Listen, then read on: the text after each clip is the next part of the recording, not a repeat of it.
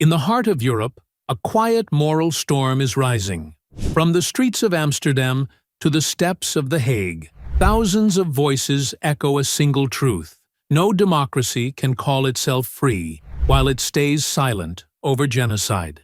And as Gaza bleeds, the Netherlands, home to the world's courts of justice, faces its own reckoning.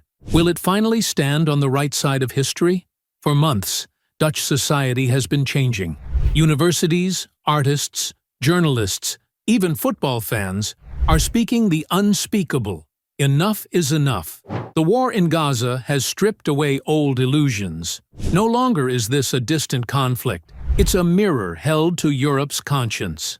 Civil society groups like the Rights Forum and SOMO have taken the fight beyond protest signs. They've filed lawsuits, challenged the state, and accused their own government of complicity in genocide.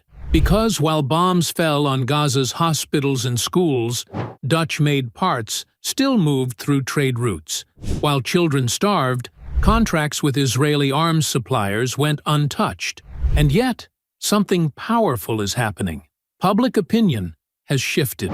For the first time, a majority of Dutch citizens say their government must cut ties with Israel's occupation, stop trade with illegal settlements, and recognize a Palestinian state. But here's the tragedy. The people are awake, and their leaders are still asleep. This is The Hague, the city that hosts the International Court of Justice and the International Criminal Court. Here, the world comes to seek justice. Here, victims of war find a voice. And yet, even as the International Court of Justice ordered Israel to prevent acts of genocide, the Dutch government refused to call those crimes by their name. Instead, officials repeated the same lines. Israel has a right to defend itself, as if that phrase could erase thousands of graves. When Israeli President Isaac Herzog visited the Netherlands, the red carpet was rolled out. For Palestinians, it felt like betrayal, a ceremony of silence in a hall built on justice. But the streets tell a different story. More than 250,000 people marched across Dutch cities under the banner of the Red Line movement. Students staged sit-ins, workers boycotted companies supplying the occupation, and Europe's own conscience began to fracture. Spain, Ireland, Belgium, all took steps toward recognizing Palestine. Yet the Netherlands, the so-called guardian of international law, hesitated. Even as the ICC issued arrest warrants for Israeli Prime Minister Netanyahu and Defense Minister Gallant, the Dutch parliament voted down proposals to halt arms trade or recognize Palestine's statehood.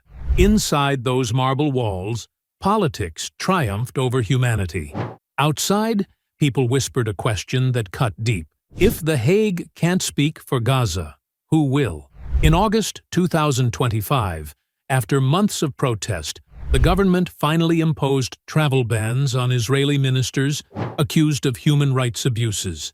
A small gesture, but a signal that cracks are appearing in the wall of silence. From the ashes of Gaza, the demand is simple. Justice must mean something. The Netherlands cannot preach international law while turning its back on it. It cannot host the courts of the world while ignoring the cries that reach its own doorstep. History will remember this moment, not for who held the power, but for who had the courage. For the students who slept in the rain outside embassies, for the families who carried Palestinian flags through cobbled streets, for every voice that said, "Not in our name."